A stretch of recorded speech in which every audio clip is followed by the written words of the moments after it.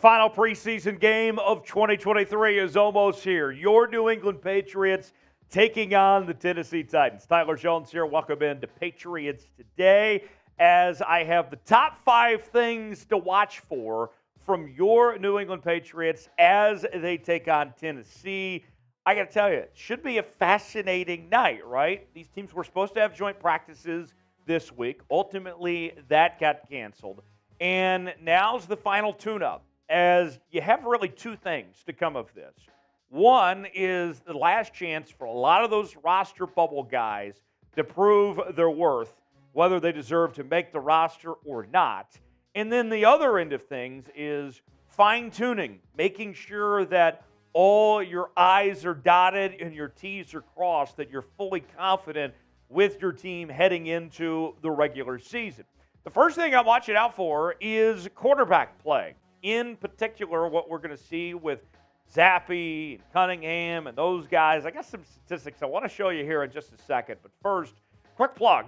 Join us coming up on Friday night for our Patriots-Titans watch party, as we'll get going about 7:45 Eastern Time here on the channel. And here's the deal, folks. If we get to 5,000 subscribers before kickoff, and we're 32 away from reaching that milestone, we're not going to be just live for the first half like we've been the last 2 preseason games. We'll stay live for the entire game.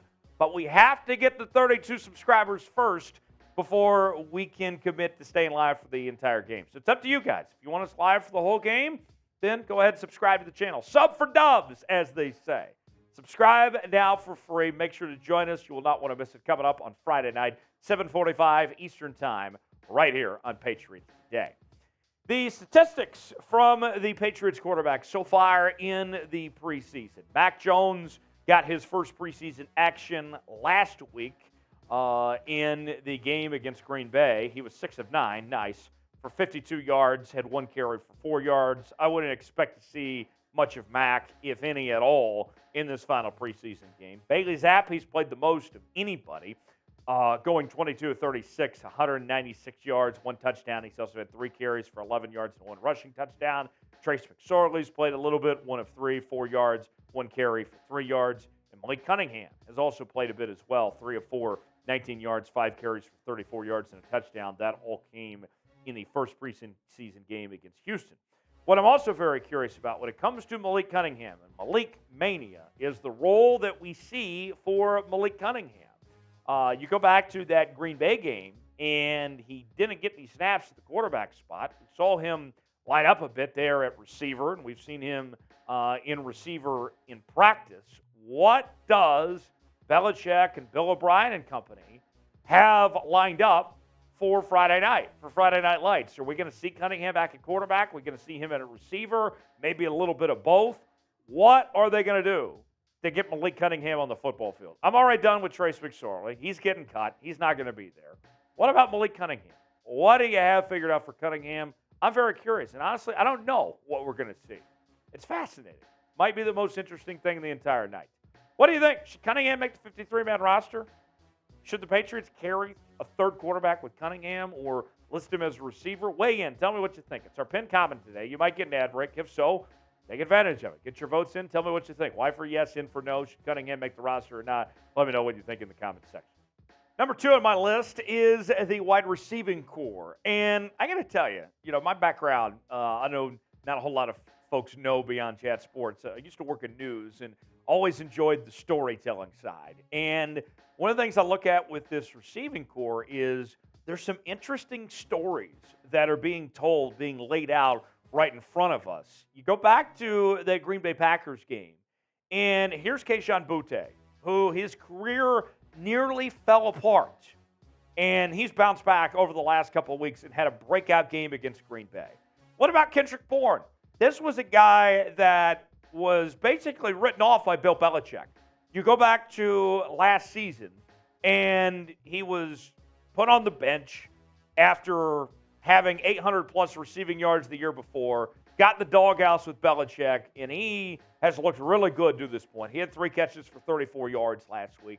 And there's Demario Douglas, a 6th-round pick out of Liberty, who just came out of nowhere and has been one of the breakout stars of this offseason for New England. To me, it's the redemption stories of Boutte and Bourne and the emergence of Demario Douglas, on top of already having Devontae Parker, who's very solid in his own right. You paid Juju. This receiving core is under the radar. I don't think it gets enough credit. This is a pretty good group, and I hope that this lasts, that what we see out of Boutte and Kendrick Bourne, these redemption stories, are here to stay, that these guys continue on this track, and Douglas continues to develop as well. It's pretty fascinating. It'll be very interesting to watch to see what these guys do in this preseason finale. Number 3 on my what to watch for list. What about the offensive line? Are they going to show up? Is the offensive line going to get off the bus and arrive in Nashville? Or are they going to be stuck back in Foxborough? Because the offensive line, we knew was going to be an issue heading into 2023. But it might be even worse than we thought. Now, I did some digging. And according to the folks at Pro Football Focus, from what they've seen with their numbers, the pass blocking grades across the board are actually pretty solid. The nerd numbers play to the advantage of the pass blocking game for New England. But then the run blocking game, that's when it shows that things aren't good for New England, when this offensive line has really struggled. If you go by the numbers, think about this, okay? According to Pro Football Focus, and take it for what you will, the Patriots in their first 2 preseason games have had 7 different offensive linemen with a pass block grade of 80 or plus in one of those first two games, which is a pretty decent number on the pass blocking side. Might be better than what people realize when it comes to pass blocking. But then the run block grade. You talk about the difference between the pass block and the run block side. In those 2 games, only one player has had a run block grade of 80 or better. So a significant gap. The Patriots appear, at least according to those statistics, to be fine on pass blocking, but are really struggling in run blocking, and it's a big issue right now. So with that said, here we are with one more preseason game to go. Patriots, we knew this was going to be an issue. What is your confidence level in this offensive line for New England right now? Scale it for me in the comment section, 1 through 10. Put a number on it. What's your confidence level with this group as it stands right now on that side of the ball? Let me know what you think in the comment section below. Number 4 on the list, we turn our attention to Keion White. The Keion White show, as I call it. And here he was in practice the other day, just looking the part, right? I mean, what a thing of beauty right there Keion White is.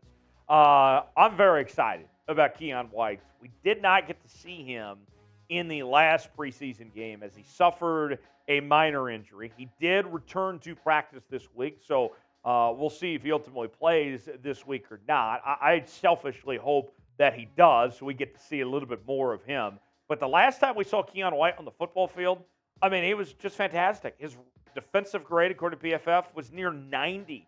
Pass rush grade of 81. Run defense grade 70 plus. Tackling grade 73.9. I mean, he was really, really good. And these statistics just don't tell the whole story. He had 3 tackles, 1 QB hit. But if you're watching the film on Keion White, I mean, this guy was just simply all over the field. Keion White was fantastic, and I can't wait to see what more he brings to the table, what he's going to do for an encore in this preseason finale. And with Keion White, it's going to be very interesting what type of role they bring him in.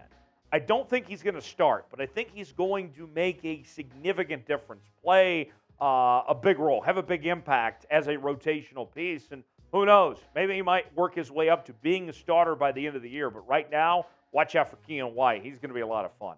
Last on the list, I'll make it very clear. I hate kickers and punters with a passion, but Bryce Behringer's got my full attention with what he's done in these first 2 preseason games. Look at the statistics from Bryce Behringer, who the Patriots picked up out of Michigan State. The rookie has been phenomenal. 6 punts, 320 yards. He's averaging over 50 yards a punt. And I got to give a little credit here. to producer Smitty, who, if you've been watching our Patriots Today watch parties, you know who Smitty is. Smitty has dubbed him the punt messiah. Now, that might be a little sacrilegious, so don't come hammering me in the comments. That's Smitty's nickname for him. But, I mean, it's hard to argue with what he's done at this point. I mean, he might look like a nerd and all, but, I mean, he's a pretty good football player from what he's shown already to this point. Heck of a leg. And that should make a big difference. When you talk field possession football, Bryce Behringer so far has looked like a game changer for New England at this point. I hope that they don't need him a whole lot, that the offense does its part. But Bryce Behringer, watch out. The punt messiah has risen. What do you think the score is going to be for the Patriots-Titans game coming up on Friday night? Give me your prediction. Do the Patriots win? What's the final score going to be? Weigh in. Tell us in the comments section how you think it will end up. Also, don't forget, join us on Friday night for Patriots-Titans live right here on Patriots Today. If we get to 5,000 subs, we'll be live for the entire game. Up to you guys. I can sign off. I can go home early, but I can stick around for the whole game. It's really what you guys want.